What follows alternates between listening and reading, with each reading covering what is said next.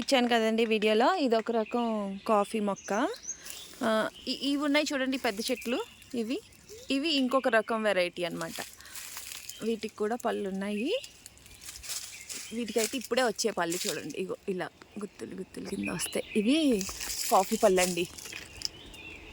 ఇవి చూడండి, అదిగోండి, బాగున్నాయి కదా, రెడ్గా చూడడానికి చెర్రీస్ లాగా. ఇదిగోండి, ఇవి కాఫీ పళ్ళు.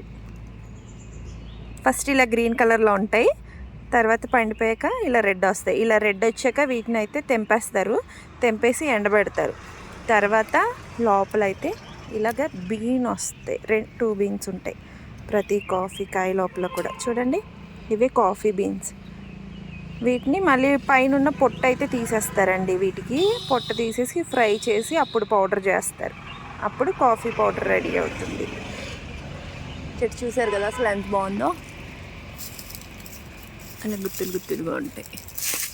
ఇది వేరే రకం అనమాట. ఇది ఇంకొక వెరైటీ. ఇది చిన్నదైతే ఇలాగే కిందే కాసేస్తాయి. ఇవి కూడా ఇంతే, గుత్తు గుత్తు కింద వస్తాయి.